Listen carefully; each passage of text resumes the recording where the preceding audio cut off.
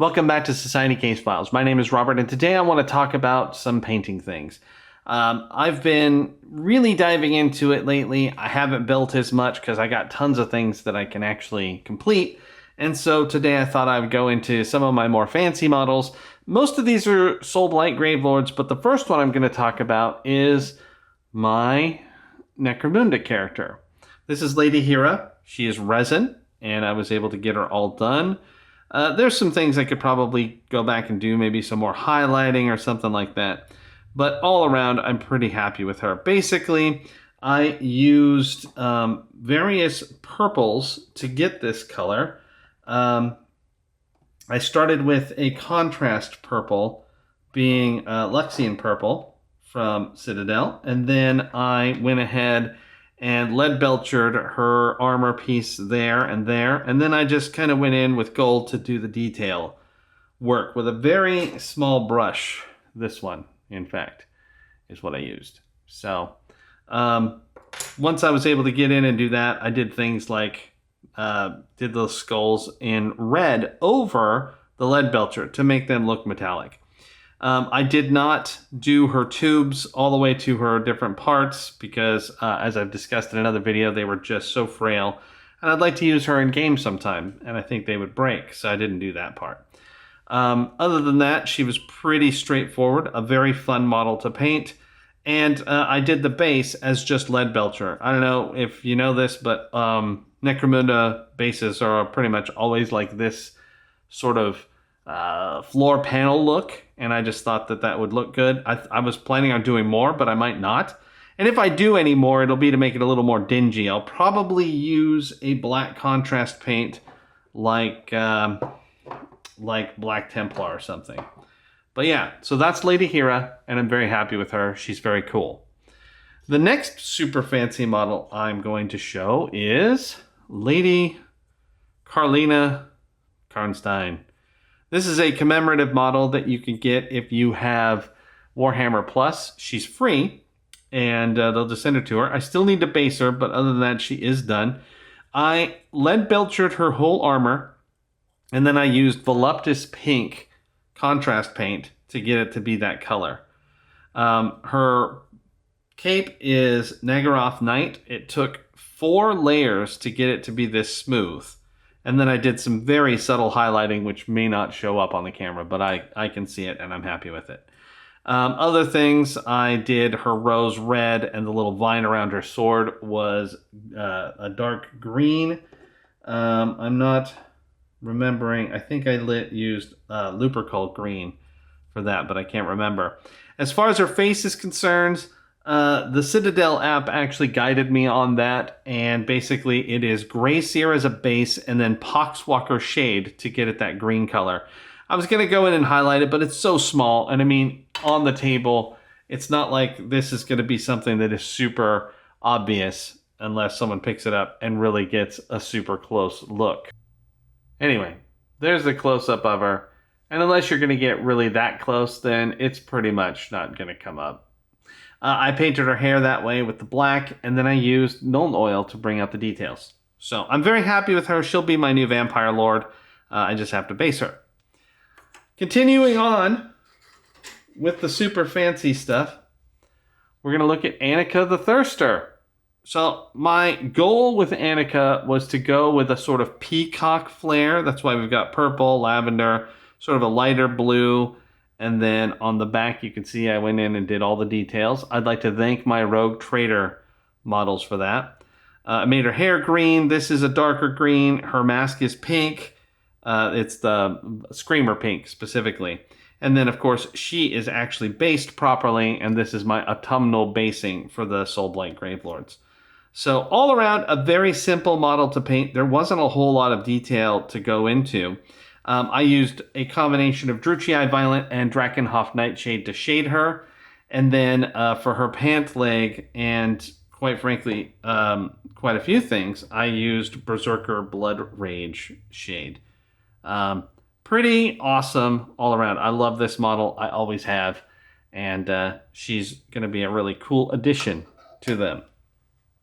Now these are in progress. I'm not done, and there's a lot of work left to do to get them to the point that I'll feel confident with them, but these are my Blood Knights. As you can see, I did some gold work to sort of highlight. I've already shaded the armor and everything.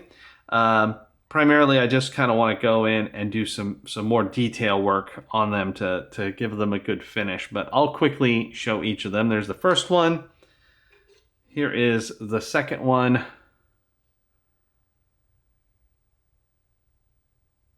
And the third one.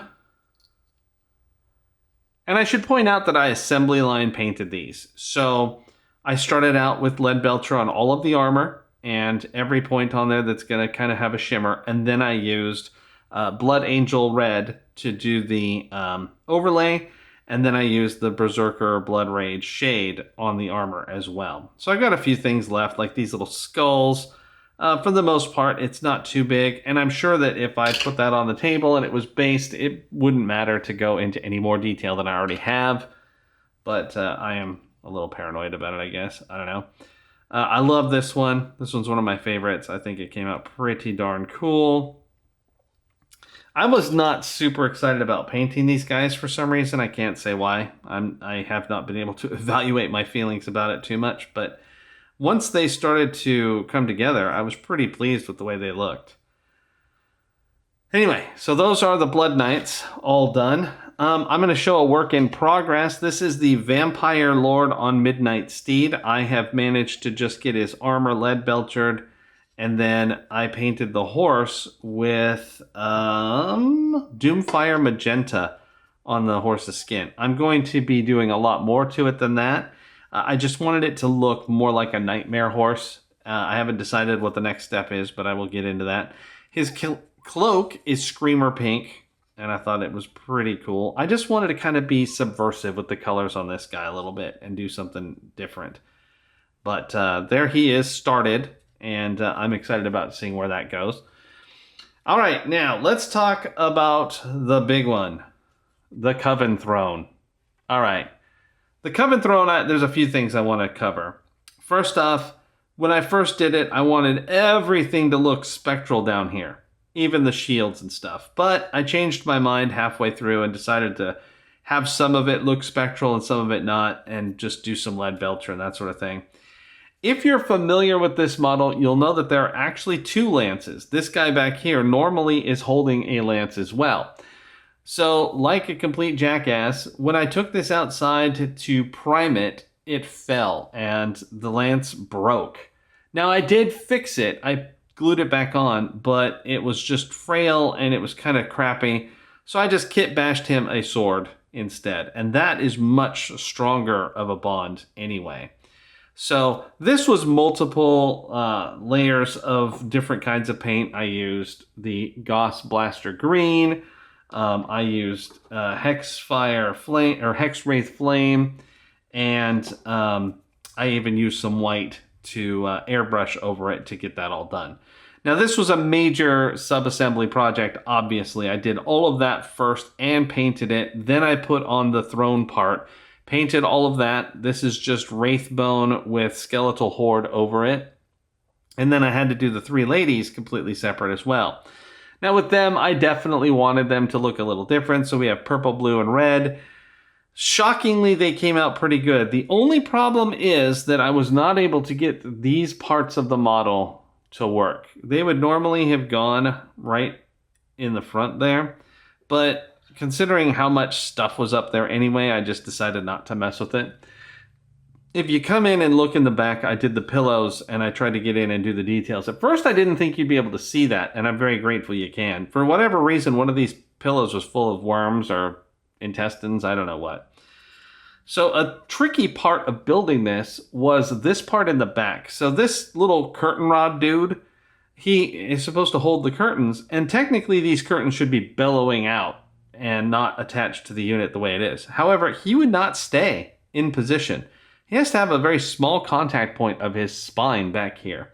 So what I did was I connected the curtains to him, and then I connected the curtains to the unit itself, and that kept him in place and gave this some more stability. Plus, we've got this back part here that, unfortunately, I didn't get it perfectly lined up, but I'm totally fine with that.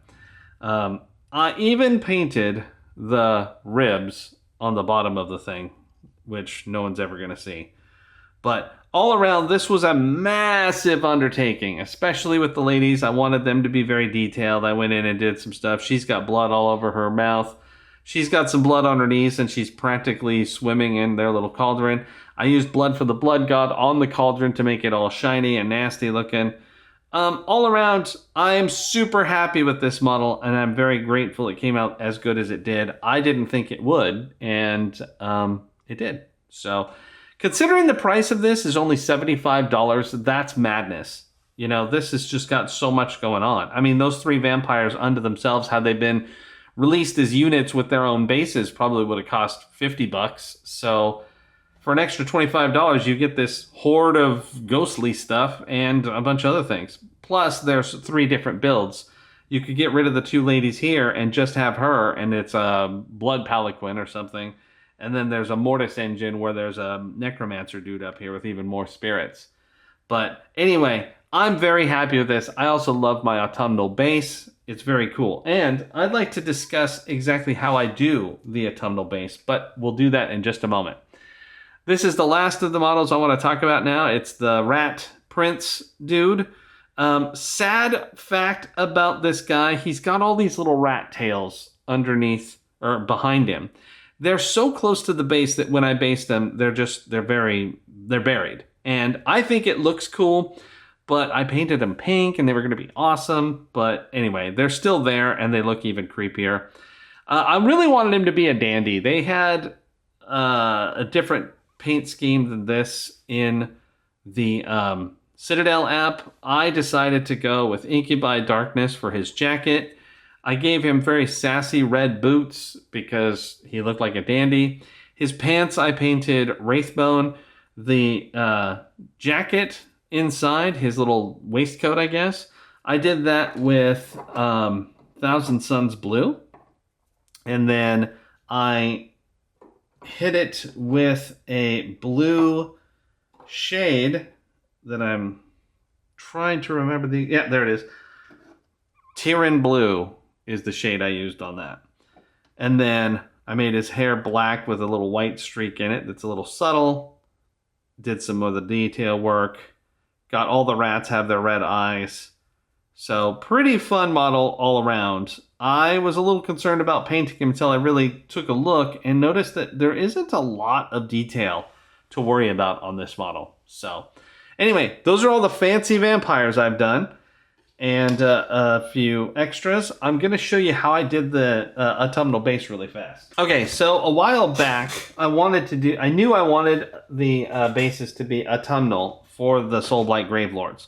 So what I did was I got this blended turf stuff. And it comes in a container that looks like you're going to dispense garlic or something. I took this and then I dumped it into this box. And then I added a bunch of these leaves that I got from Amazon. And once the leaves are in there, you can just grab the unit and you just scrape it in there and shake it off. Unfortunately, this turf does something strange with base glue. And I can show you on one of these models that we talked about. I think it is the Thirster. Here we go. You can see that some of it gets darker, like right there. And now I don't mind that. It kind of gives it a muddy look. But in reality, I'd rather them look like what we saw from the Rat Prince, which is mostly covered. Now the trick is that you just have to put on a freaking lot of this stuff.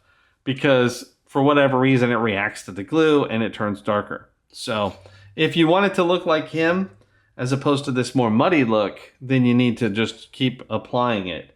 I have a little bit of mud on this here, but for the most part, it's appropriate. Plus, I used a lot of other things. I got all of the colors of leaves.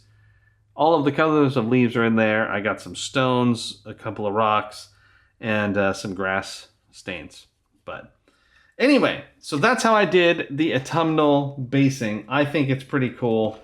And it really does suit these particular characters. I have based a bunch of skeletons as well, and there's some skellies waiting to be based. These skeletons are from our Cursed City box, and they work with, they'll act as my death rattle skeletons for the army as well, but they're just not ready to be based. I did go around and clean up the edge of the base, but I haven't done the basing itself. But anyway, that's it for today. Thank you very much for stopping by. If you like this kind of content and you want to see more, please subscribe to the channel and hit the notification bell. Otherwise, this is Robert with Society Case Files signing off.